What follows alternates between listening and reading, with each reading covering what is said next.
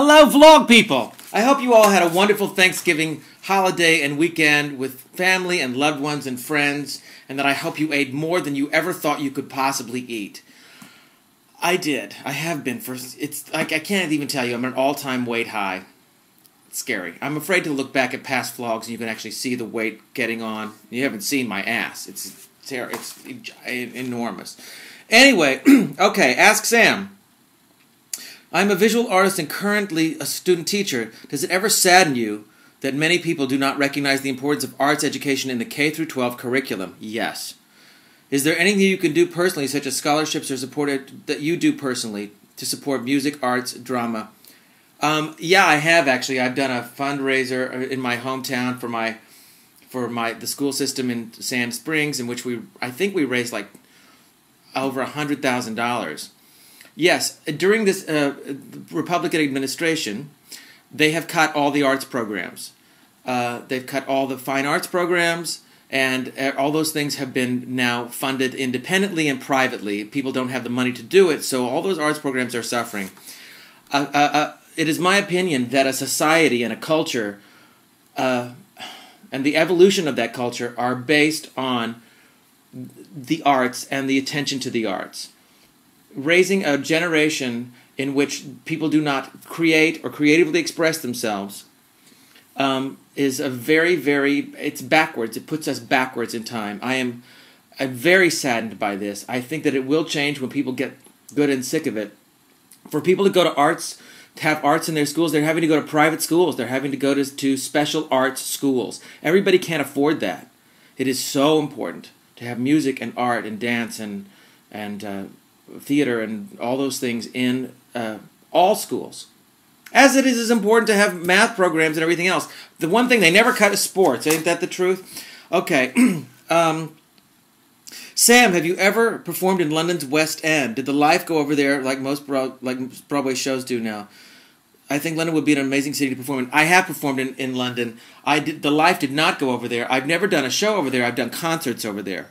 One of my favorites was when Barbara Cook and I played the Shaftesbury, and we each did an act, and it was an incredible, gorgeous theater. I'm trying to think of I've played other theaters there, one other in concert, just myself, and then there was another one that I did at an evening that was one of the great. It was my debut in London actually, and I just did a couple of songs.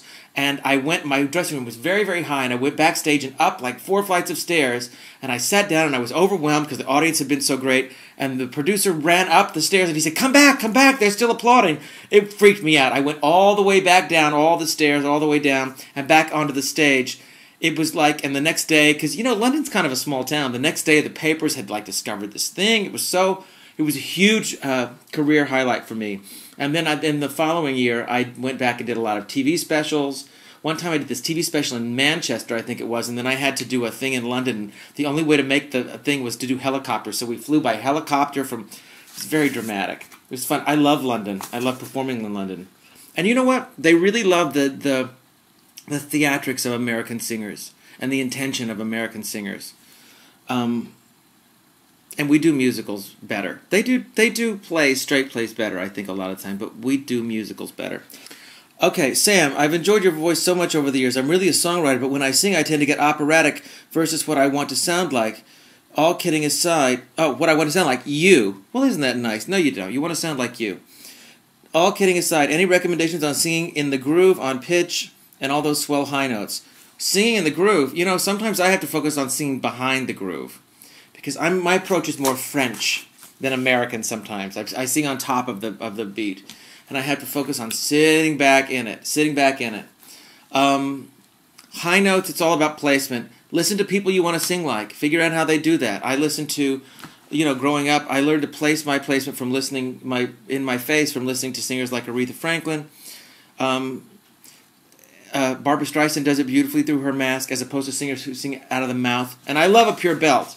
But mixing is very important, and that allows your range to go up. Study. That's what I can tell you. Singing on pitch, gee, I don't know how you teach that. Either you have an ear or you don't. Are there singers who can sing like off pitch and hear it and not be able to correct it? I don't know. Is that possible? Okay. At the end of your video, you always say do something wonderful for somebody. I do indeed. Could you please take a look at makeachildsmile.org website? I actually did do that. I read these over. Makeachildsmile.org is a place where you can send gifts and cards to children. Courageously brave and extraordinary children who have challenges. You can do this. Do it. Do it. It's Christmas! It's Christmas! Do it. Okay. Sam, what did you cook for Thanksgiving? Well, a number of things. I made a turkey, of course. I made a brisket. I made 2 types of stuffing. One was sausage and apple and sage, and the other was a cornbread stuffing that had sautéed mushrooms in it. I'm looking at my time. There were sweet potatoes that I did not cook that my friend Paula brought. And I made a mashed potato that was so... It's like my signature mashed potato with roasted garlic and sour cream. Actually, I believe we have a little footage from that. Roll the footage. There you go. Hello, vlog people. Well, it's in the 11th hour. You know how scary the 11th hour is in Thanksgiving? That's nice. I'm ricing. By the way, this is the trick. You always ask me to show you things. This is a ricer. After you boil the potatoes, you do it. You let the water drip out, and then you rice. You don't have. I'm adding sour cream with roasted garlic, which I roasted earlier. You shave off the top of the bulb. You drizzle with olive oil. You bake 350 for an hour and a half. Then you mush out the garlic. I mixed it with sour cream. First I put the garlic through the ricer, mixed it with the sour cream, and now I'm mixing it into the potatoes. I am so exhausted. We also have a lovely gravy here. The turkey, this is Tituba turkey. No, it's Titania. Titania turkey. Tituba was 2 years ago. Tituba was a couple of years ago when it was like a crucible kind of year. Yeah. And this is the Oh, last God. one, isn't it? Kelly, you're on the... Oh! We can't have anything nice. He overriced. Anything Oh, I'm so exhausted. Oh my God, that makes me hungry. I actually have some leftovers. I might have to have them right now. Okay. Sam, on Star Search, you were the guy who wore the clothes that were like 3 sizes too big for you. They made you look so tiny. I don't know what the question is. Maybe there isn't a question.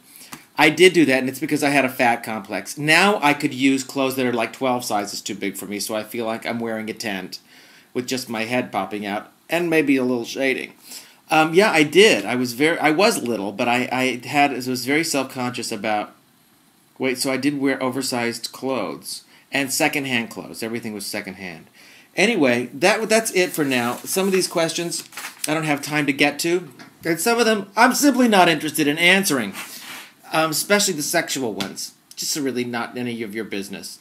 Okay, have a great, great day. Do something wonderful for somebody. The strike people are going back to talk and to go back to the table, which could be really great. And it's almost the end of the year. It is the time for looking at our lives and ourself. I love New Year's Day because it's like a birthday for everybody. And this is a reflection time. It can be a depressing time for some people on holidays. So the way that we get out of depression is doing something wonderful for somebody else. Go out, be with people, say yes. See people, see movies, see parties, see family, make calls. Look at what you're grateful for. 'Tis the season. Would be nice to do it all year long, but this is the season. Especially if you have a tendency to get blue. We can isolate and remain blue and let it cycle, or we can open up and look around, and in helping somebody else, we'll find our own gratitude. Have a great, great, great day, and do something wonderful for somebody. So long. Bye.